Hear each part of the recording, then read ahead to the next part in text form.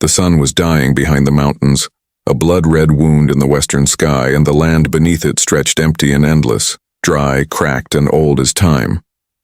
A hawk wheeled overhead, crying out against the wind that rolled across the plains like a sigh from some ancient ghost. The desert was a living thing in those parts, cruel, patient, and merciless. And yet, for all its cruelty, men still tried to make a life upon it. Men like Eli Morgan. Eli's ranch sat where the grasslands bled into the high mesas, where the rivers had long ago turned to dust and the nights came cold enough to break stone. His father had built the place 30 years before, chasing dreams of cattle and gold, but time had stripped those dreams bare. Now it was little more than a few leaning shacks, a corral missing half its posts, and a weathered sign that once read Silver Creek Ranch. No silver, no creek, just Eli and the ghosts of all that had come before him. He was 35, though the desert had made him look closer to 50, tall, with shoulders bent from work and eyes the color of storm clouds. His hands were rough, cut open by rope and wind and hard years of trying to make a dying patch of land feed him. There was no one left to talk to. No wife, no kin, no neighbors who hadn't gone broke or dead. He'd buried his last cow 3 weeks ago after it broke its leg on a dry arroyo. The mule had started to bray at shadows, the only sound that reminded him he was still among the living. That morning had started like every other, dry, silent, and heavy with the weight of another useless sunrise. Eli saddled his horse and rode toward the canyon, hoping against hope he might find a stray calf or maybe a miracle. What he found instead was death. Smoke rose in the distance, black against the morning sky. It wasn't the slow, thin smoke of a campfire, but the thick, choking kind that came from something destroyed. As he drew closer, the wind carried the smell. Burning wood, scorched canvas, and the faint, unmistakable stench of blood. His horse snorted, uneasy. The trail dipped into a narrow valley, and when Eli reached the bottom, he saw it. A wagon train, or what was left of one. Wagons burned to their wheels. Broken barrels spilling flour into the dirt. A bonnet torn and half buried in the dust. And bodies, and settlers by the look of them, scattered like fallen dolls. A woman's hand clutching a cross. A child's toy horse with one wheel missing. The sand was red where the rain hadn't yet washed it clean. He dismounted slowly, rifle in hand. His heart thudded in his chest. Not from fear, but from a dull, aching sorrow he couldn't name. He had seen killing before. His father had died in one of these ambushes years ago. But this was worse. This was slaughter. The wind shifted, and from behind a boulder came a sound. Soft, broken, human. Eli turned sharply, rifle raised. It came again, a low, ragged breath. He moved closer, boots crunching over the charred ground. When he stepped behind the rock, what he saw stopped him cold. 2 men lay side by side in the sand, half covered in ash and blood. Their bodies were enormous, shoulders broad as oxen, arms like carved wood. Their skin, dark and bronzed by sun, was marked with the fading paint of the Apache, the same tribe his father had once cursed with his dying breath. They were twins. The first had a long gash running down his side, blood-caked black against his ribs. The second's arm was twisted at an odd angle, his chest rising and falling shallowly. They looked both terrifying and beautiful, like fallen warriors from some old story. Eli's instinct screamed to leave them. They were Apaches. Enemies. Killers. He could turn his horse, ride home, and no one would ever know. But then one of them moved, just barely. His fingers twitched in the dirt and his eyes fluttered open, dark, haunted eyes that met Eli's for only a second. It was a look no dying man should give another. Not hatred, not fear. Something deeper. He cursed under his breath and dropped to his knees. "Hell," he muttered. "Not today." He tore off his coat and pressed it to the bleeding man's wound.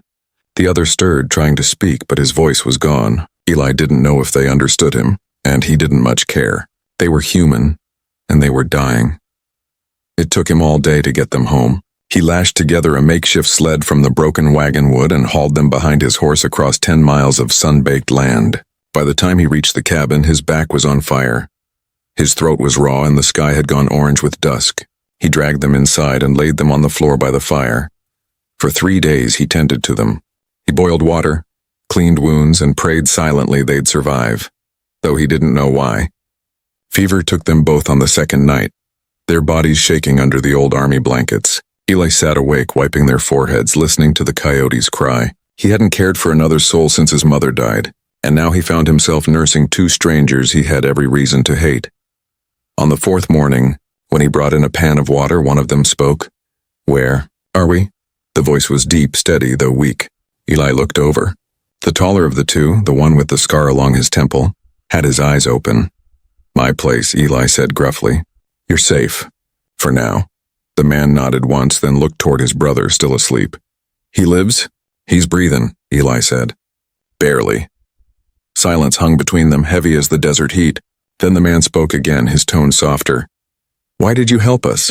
Eli didn't answer right away. He just stared at the dying fire, at the wood collapsing into embers. "Didn't seem right to leave you," he said finally. "Many would have." "Yeah," Eli muttered. "But I ain't most men." Days turned into weeks.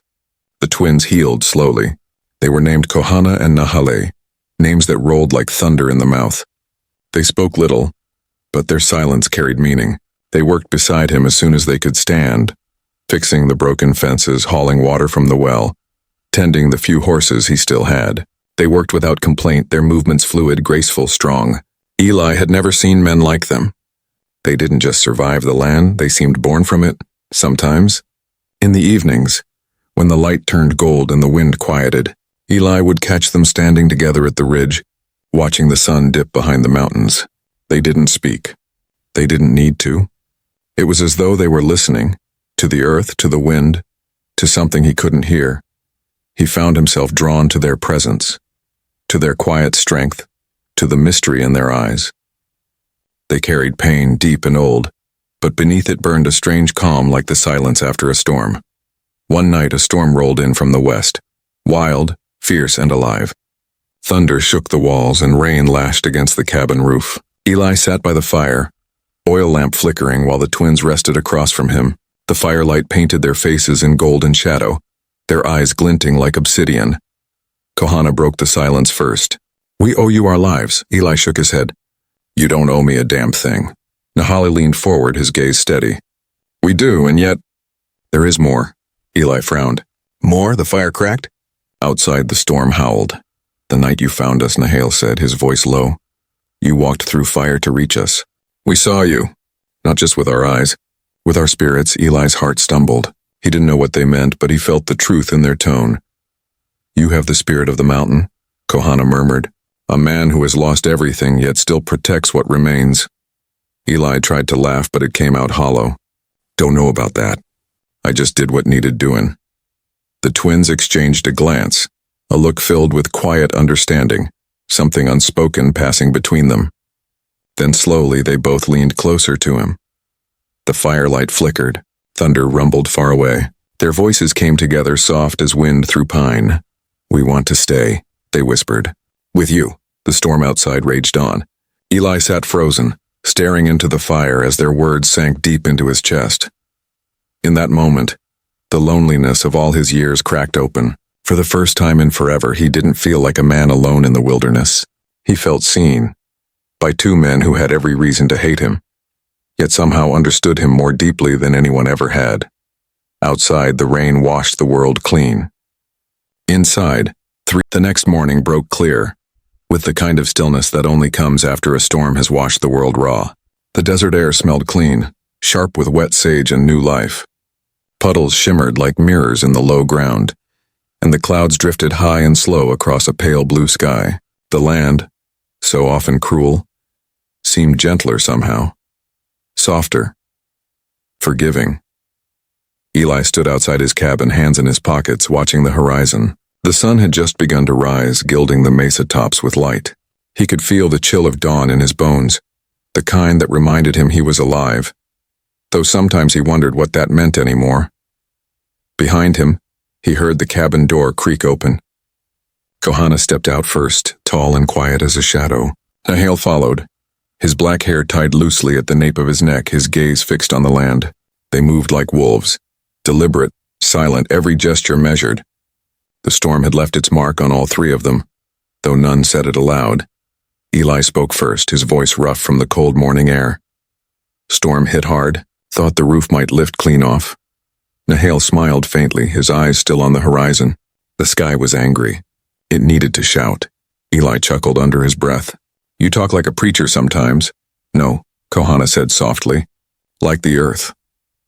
There was no arrogance in his tone, just truth, spoken the way a man might talk about the rain or the wind. It made Eli uneasy, though he didn't know why. These men were different from anyone he'd ever met. They didn't talk for the sake of words.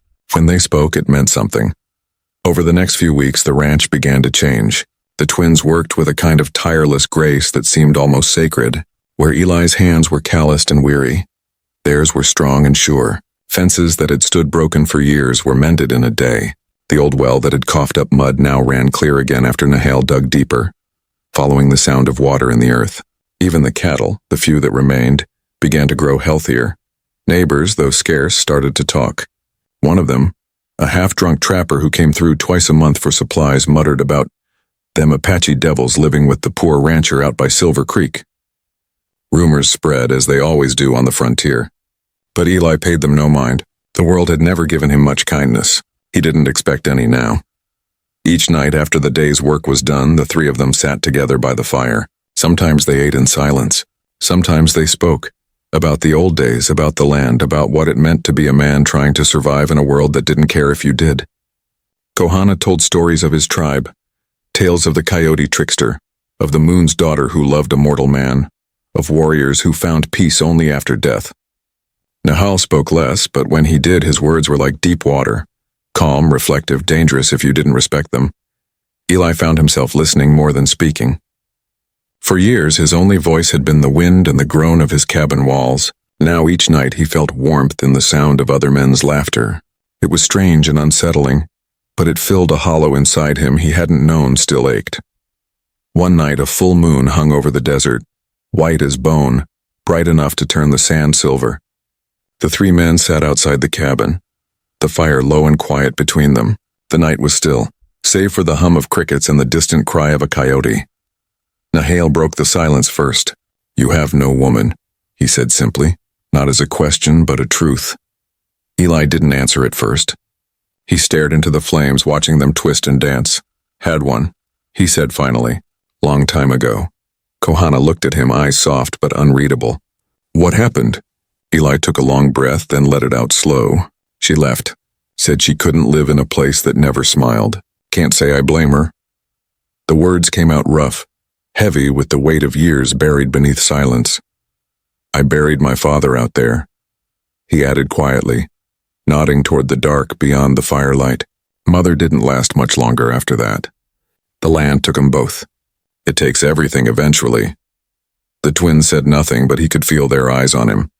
Not pitying, not judging, just seeing. It made him uneasy, yet comforted in a way he couldn't explain. Finally, Nahale spoke again. His tone was soft, but his words carried power. "The land does not take," he said. "It tests." Eli turned toward him, frowning slightly. "Tests?" Kohana nodded. "The desert gives only to those who prove they belong. Maybe that is why you are still here." Eli didn't reply. He stared out at the dark horizon where the moonlight met the mountains, and for the first time in years, he didn't feel completely alone out there. The days rolled on. Summer came early, dry and cruel. The heat shimmered on the plains, and the air grew heavy with dust. But somehow the three men endured it together, their bond growing not through talk but through sweat and silence. They shared everything, food, work, hardship, and though none of them spoke it aloud, there was something sacred in that sharing. One evening, as the sun set behind the mesa, painting the sky in ribbons of gold and crimson, Eli stood by the corral, watching the twins bathe in the creek that wound faintly through the back of the property. The water caught the dying light, glowing like liquid fire. Their bodies moved through it with the strength and grace of wild animals, muscles gleaming, laughter low and deep. Eli turned away, pretending to check the fence line, but the image lingered in his mind long after he'd gone inside. He told himself it was nothing, just admiration for their strength, their spirit. But something inside him stirred, something unfamiliar, unsettling, alive. Later that night, as he sat by the fire sharpening his knife, Kohana entered the cabin. His hair was still damp, falling over his shoulders. His eyes met Eli's across the glow of the flame. "You work too much," Kohana said quietly. Eli grunted. "That's all a man's got out here, work." "No," Kohana said. "A man has his heart, his fire." Before Eli could reply, Nahal stepped in behind his brother. Both stood close now, their presence filling the small cabin like a force of nature. The air thickened, heavy, charged, alive with something that had no name. Nahali's voice was low when he spoke. "You saved our lives, Eli, but it was not only your hands that did it." Eli frowned, his grip tightening around the knife. "What are you saying?" "Your spirit called to us," Kohana said softly. "We heard it when the fire took us. You pulled us back." Eli's pulse quickened. "You're talking nonsense," but even as he said it, he couldn't look away. The firelight danced in their eyes, reflecting something vast, wild, eternal. Nahale stepped closer, so close Eli could feel the warmth radiating from his skin. "Maybe," he whispered, "you are not meant to be alone anymore." For a long moment the world held its breath. The flames crackled. The wind outside moaned through the cracks of the cabin. Eli's heart thundered in his chest, his throat dry. His thoughts tangled in confusion and something dangerously close to longing. The twins stood before him, two men who should have been his enemies, and yet somehow felt more like home than anything ever had. The night grew deeper. The fire burned low, and though not another word was spoken, the air between them said everything that words could not. The bond that began that night would not break. It would only grow, stronger, stranger, and destined to test them all.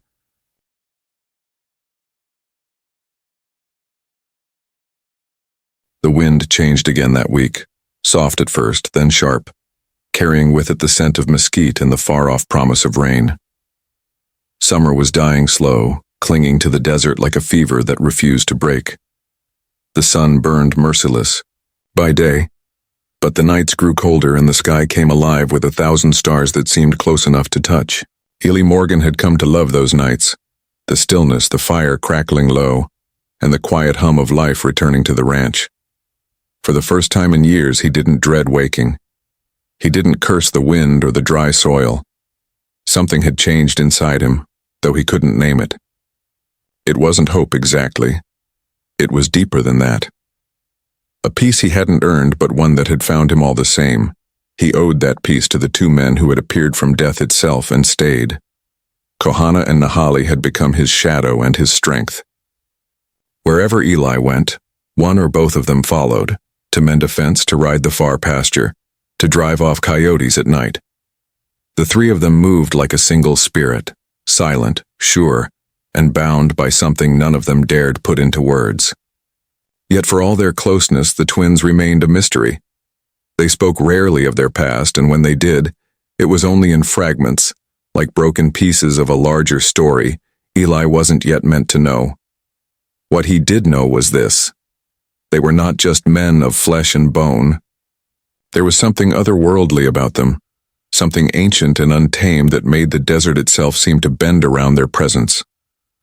One evening, after a long day of rounding the strays that had wandered into the dry riverbed, Eli sat outside the cabin with a cup of black coffee in his hands. The sun had set, leaving a smear of purple along the horizon. The twins were by the corral tending to the horses. Their laughter carried across the cool night air, low, rich, alive. Eli listened without meaning to, and for a moment it stirred, something deep in him, a longing he didn't have words for. It wasn't just loneliness, though, that was part of it. It was the strange comfort of belonging, the warmth of being seen and understood after years of silence. He took another sip, the coffee bitter against his tongue. He thought of his father, the hard man who'd taught him how to ride, fight, and survive, but never how to feel. He thought of his mother, soft-spoken and tired, who'd once told him, "You'll find peace when you stop fighting the world, Eli." He had never understood her words. Until now. A shadow passed by the door. When Eli looked up, Kohana stood there, silent as the night. "You sit alone?" Kohana said quietly. "I do that a lot," Eli replied. The Apache twin stepped closer, his dark eyes catching the firelight. "You don't have to." Eli opened his mouth to speak, but the words caught in his throat. Something in Kohana's tone, calm, warm, certain, made his chest tighten. Before he could answer, Nahale appeared behind his brother carrying a small bundle of sage and cedar. He crouched beside the fire, feeding the herbs into the flames. A thin ribbon of smoke curled up, soft and fragrant, and the air filled with the sacred scent of burning earth. "We thank the spirits," Nahal said simply, "for this place, for the man who gave us life again." Eli felt a lump form in his throat. No one had thanked him in years. Not like that. Not with meaning. He tried to brush it off. "Don't go making me into some kind of saint," he said roughly. "I just did what needed doing." Nahali looked up, his gaze steady and piercing. "You call it doing what needed to be done. We call it love." The word hung in the air, heavy, ancient, and alive. Eli froze. The flames flickered, and the wind shifted, carrying the scent of rain and cedar across the yard. The twins watched him quietly, not with desire, not even with pity, but with something deeper, something reverent. Love. It had been so long since Eli had heard the word spoken without pain attached to it, that he almost didn't recognize its sound. The silence stretched, broken only by the crackle of fire. Then Kohana spoke again, his voice low and certain. "You saved us from death. Now we will save you from being alone." The words hit Eli like the first touch of rain after years of drought. That night, long after the fire burned to embers, Eli lay awake in his bed, staring at the wooden beams above him. The twins slept in the next room, their quiet breaths in rhythm with the wind outside. He should have felt uneasy. Two Apache, warriors under his roof, both larger than life, both dangerous in their own way. But instead he felt something close to peace. Still, his dreams were restless. He dreamed of the canyon, wide, red, and endless, of the fire that had nearly consumed the wagon train, of the two men lying broken in the ash. But this time, when he reached them, the fire didn't burn him. Instead, it wrapped around him, warm and bright, until it became the light of dawn. When he woke, the sun was streaming through the cracks in the wall, painting gold across the floorboards. Nahal was already outside, splitting logs, the rhythmic swing of the axe echoing through the still air. Kohana was at the well, drawing water with effortless grace. Life went on, but the air between them had changed. It carried weight, not heavy, but sacred, like the quiet before a storm. A week later, a rider came down the trail. Eli spotted him. First, a man in a blue coat, dust-stained, his horse weary. He was a deputy from Prescott carrying a rifle and a telegram pouch. Eli met him at the gate. "You Eli Morgan?" "Depends who's asking." The man reached into his saddlebag and handed him a folded paper. "Got a message for you. Word from the sheriff's office. Says there's been trouble near San Carlos. Apache raids. Bounty hunters moving through. Your land's close enough they might come this way." Eli took the paper, scanning the rough handwriting. His stomach sank. The deputy eyed the ranch, his gaze stopping at the sight of Kohana and Nahale working in the distance. His jaw tightened. "You keeping company with Redskins now, Morgan?" Eli's voice came low like gravel. "You got a problem with that?" The deputy spat into the dust. "My problem's folks forgetting what they are. You be careful who you give shelter to. Men around here are on edge." He turned his horse and rode off, leaving only the sound of hooves fading into the dry wind. Eli stood there a long time, the telegram crumpled in his hand. Trouble was coming. He could feel it in his bones, the way the desert felt before a storm. When he told the twins later that night, they said nothing. They didn't need to. Their eyes said everything. Calm, fearless, and certain. "If they come," Nahal said quietly, "we will stand with you." Eli nodded slowly, his throat tightening. For the first time in his life, he realized something he had never dared believe before. He wasn't fighting alone anymore. That night, the wind returned, soft and haunting, whispering through the canyon like the memory of something sacred. And as Eli stood in the doorway staring out across the moonlit desert, he could swear he heard voices in it, low, ancient, and full of promise. The desert was watching, and it was far from done with him. The days that followed the deputy's visit were uneasy. Like the hush before lightning splits the sky, the land itself seemed to hold its breath. No birds sang at dawn. Even the mule stopped braying at night as though it sensed something wicked coming on the wind. Eli Morgan had lived long enough to know that silence meant danger.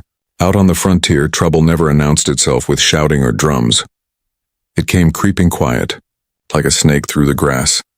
He could feel it in his bones that week, in the way his horse grew restless, in the way the wind shifted direction each morning. Sometimes he'd stand on the porch and just listen, not for voices, not for hooves, but for the change in the air. He couldn't explain it, but ever since the twins had come into his life, the world felt alive in ways it hadn't before. He noticed things now.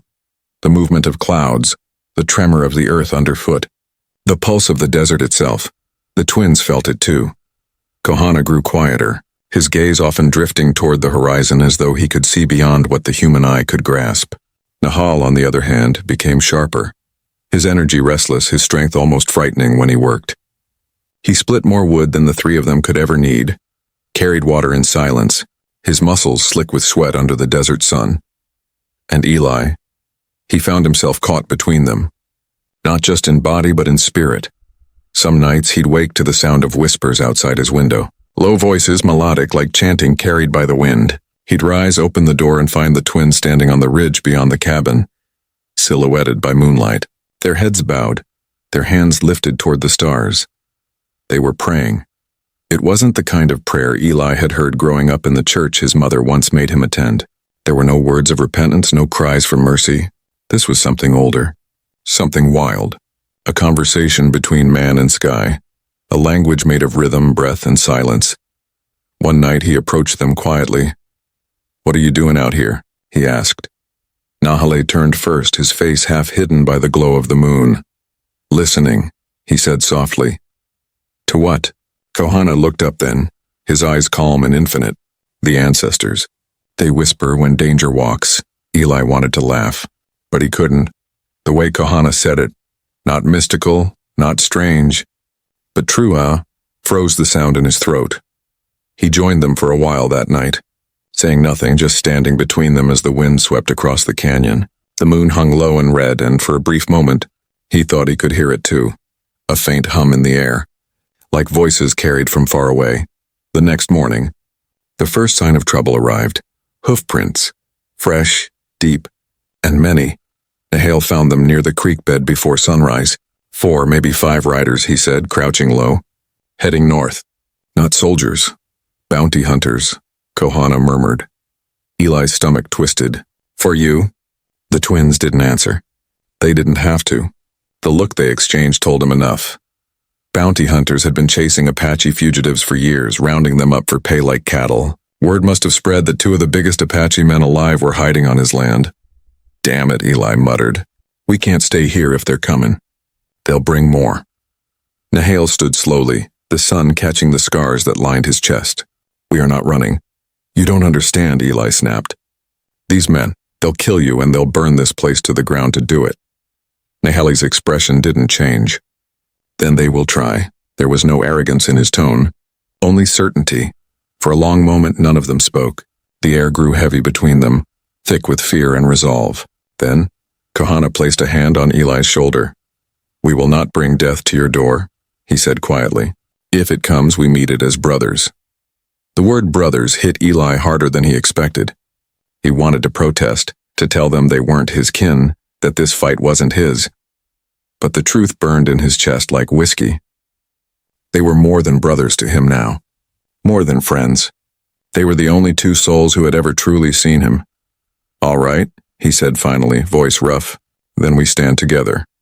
That night they prepared for battle the only way men of the frontier could, by making peace with the idea of death. Eli cleaned his rifle and loaded every shell he had left. The twins sharpened their blades and gathered arrows they'd carved from desert willow. The wind howled across the valley, carrying dust and the distant cry of a hawk. The air smelled of iron and storm. By dawn the riders appeared, 5 men, rough-armed and hungry for blood. Their coats were long, their faces half covered by dust and greed. They stopped just beyond the fence, the leader spitting tobacco into the dirt. "You Eli Morgan?" he called out. Eli stepped forward, rifle in hand. "Depends who's askin'. Name's Keller. Heard you're harboring a pair of savages. Wanted men. Worth a fortune, dead or alive." "You heard wrong," Eli said flatly. Keller smirked. The kind of smirk men wear when they think they already own the land they're standing on. Don't lie, rancher. We saw the tracks. We know they're here. Then turn around, Eli said, voice steady. You don't want what's coming if you cross that fence. The men laughed, but the laughter didn't last. A shadow moved behind Eli, Kohana, silent as smoke. Then another. Nahale stepping from the barn, bow in hand, eyes dark as the night sky. The air turned electric. Keller's grin faltered. So it's true, he said, his voice low. You're keeping company with redskins now. Eli's jaw clenched. They're under my roof. That makes them mine. The leader's eyes narrowed. Then you'll die with them. The next moment erupted in chaos.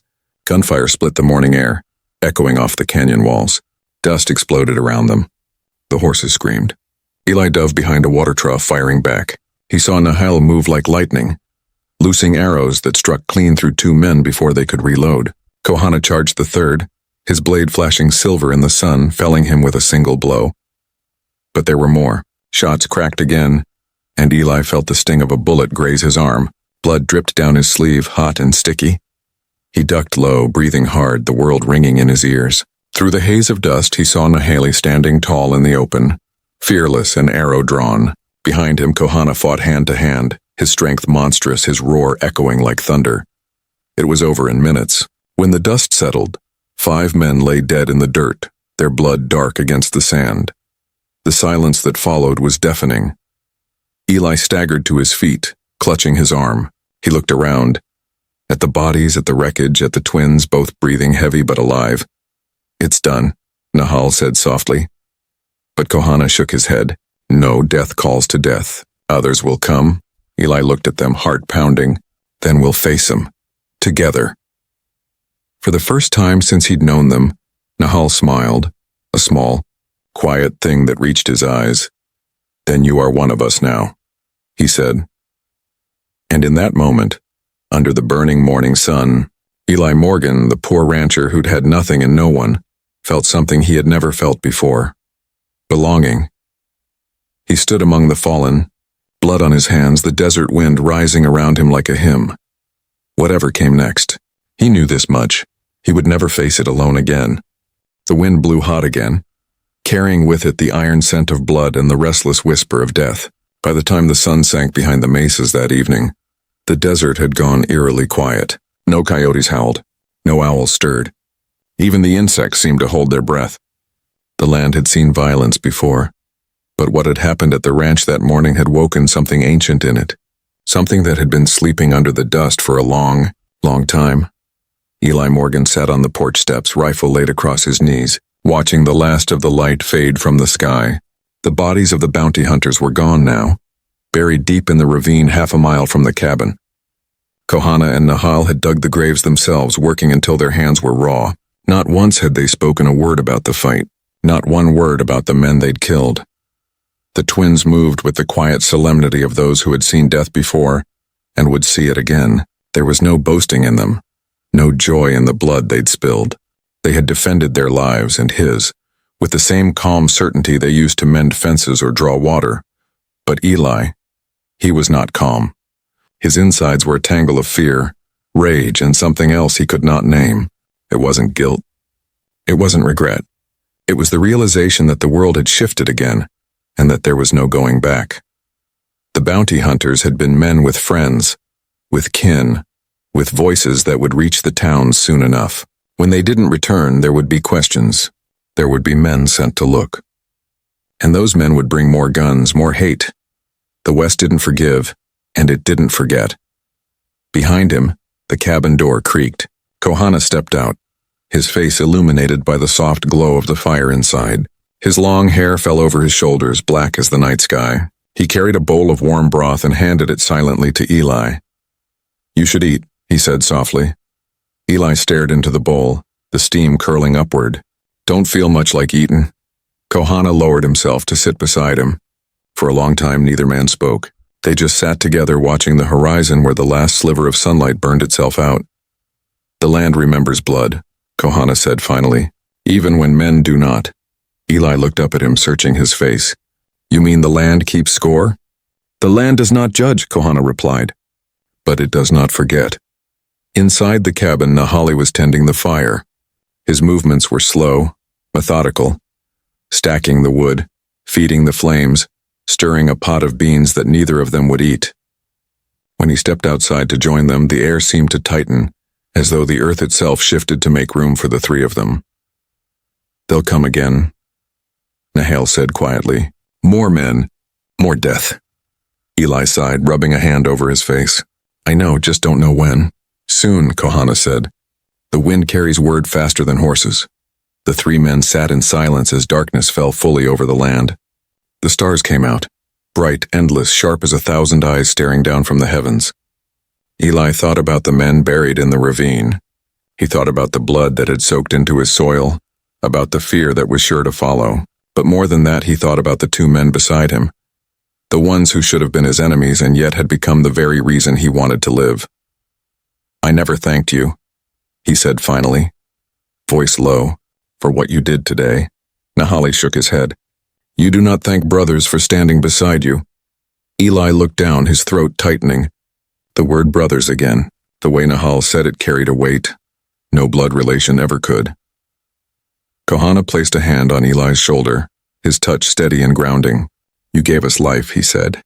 "Now we give it back." The wind rose again, soft at first, then sharp, swirling dust around their boots. Eli glanced toward the north ridge and saw the faint glimmer of lightning, silent but bright. "Storm's comin'," he said quietly. Nahal smiled faintly. "Yes," he murmured, "and not just in the sky." The storm broke before dawn. Rain came down in sheets, hammering the roof and flooding the dry creek bed. Thunder rolled across the valley like the growl of an angry god. Eli was jolted awake by the sound of hooves, not the familiar clop of his own horses, but many. Riders. He sprang from his bed, grabbed his rifle, and threw open the cabin door. The rain stung his skin like needles, but even through the downpour he could see the torches moving across the plain. 10, maybe more. "They're here," he hissed. Within moments the twins were up. Kohana strapped his blade to his back while Nahal slung his bow over his shoulder and checked his quiver. Neither spoke. They didn't need to. Eli's mind raced. They couldn't face that many men head-on. Not in open ground. "There's too many," he said, voice breaking through the rain. "We can't take them all." Nahal turned to him, eyes burning even in the dark. "We don't run from the storm," he said. "We become it." They moved quickly, barricading the barn, dousing the torches around the corral, taking up position by the rocks that lined the edge of the property. The rain turned the ground to mud, the air thick with gunpowder and lightning. The riders drew closer. Voices shouted through the storm, curses, threats, promises of vengeance. Eli's pulse hammered in his chest. His whole life, the pain, the solitude, the loss, it all seemed to lead to this. This one night, in the rain, standing beside two men who had once been strangers and were now his fate.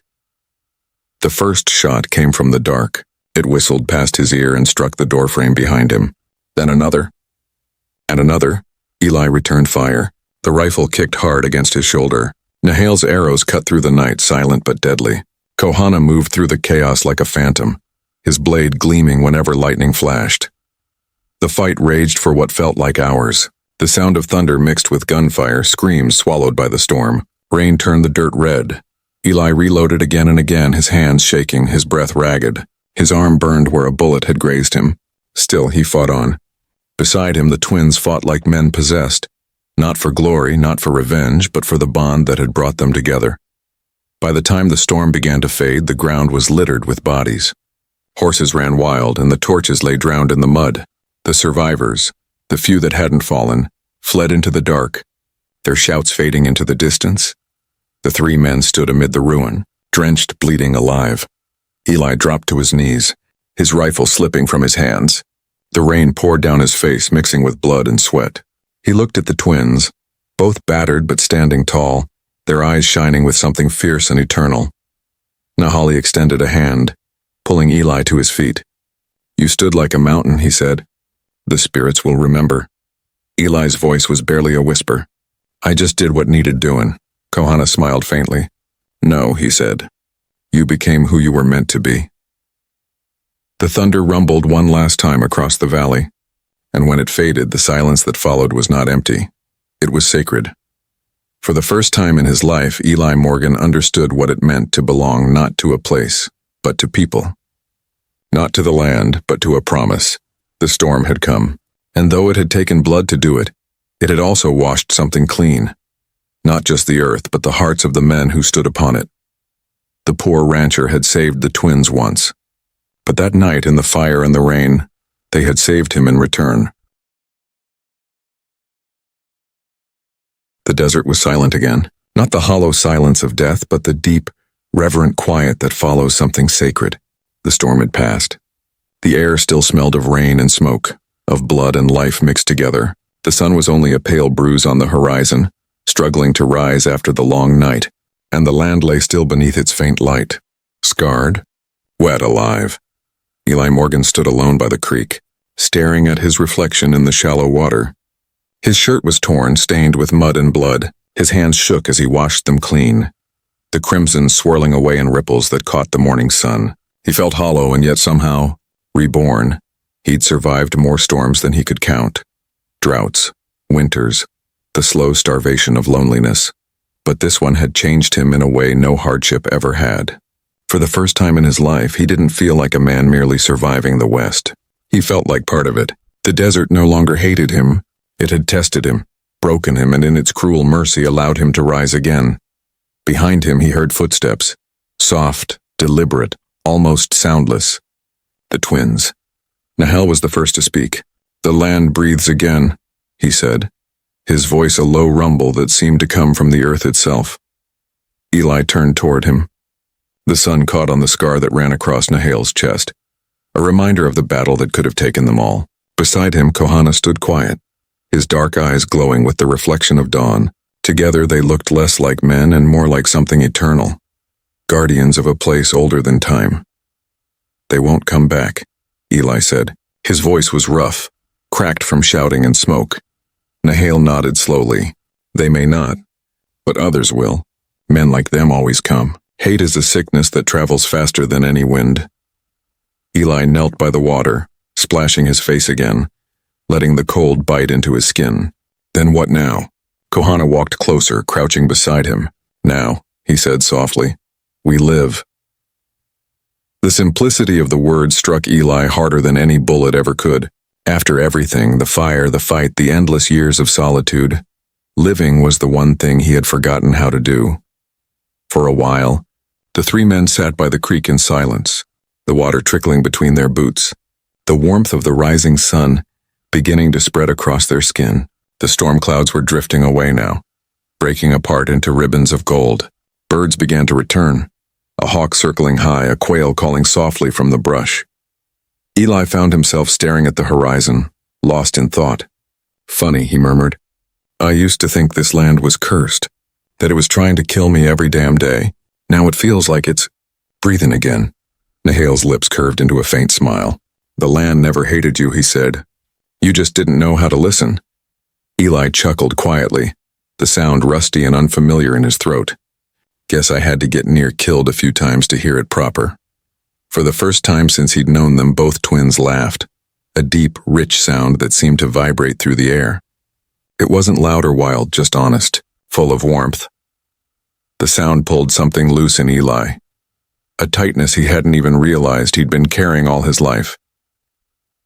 When the laughter faded, Kohana's expression softened.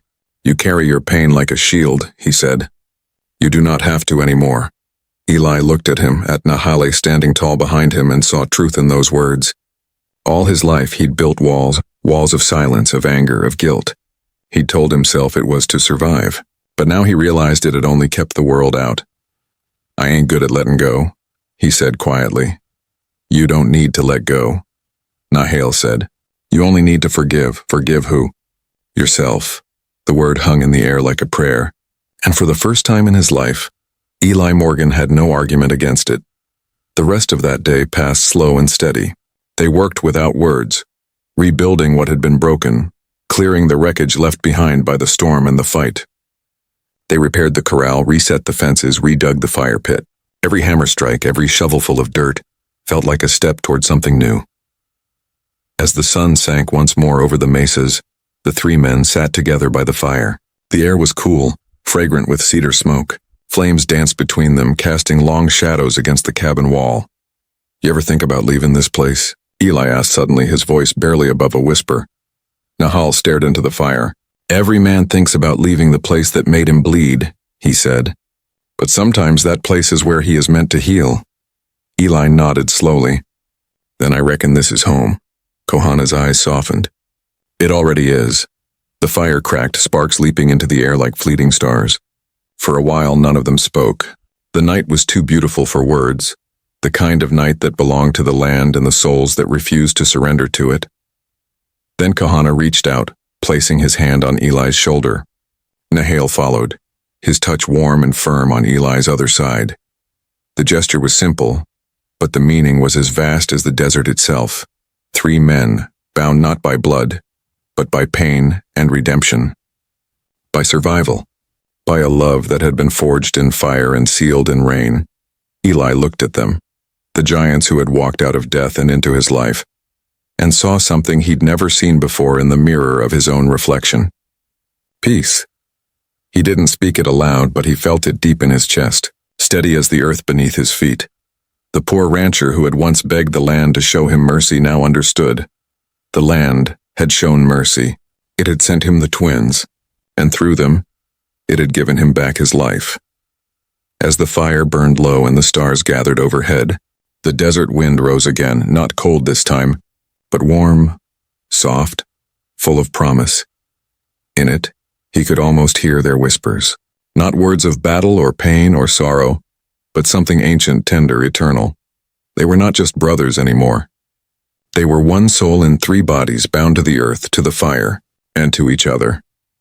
When the first light of dawn broke across the horizon, spilling gold over the plains, Eli stood, the twins beside him, and looked out over the land. The storm was gone. The world was quiet. And for the first time in his life, Eli Morgan didn't feel poor anymore.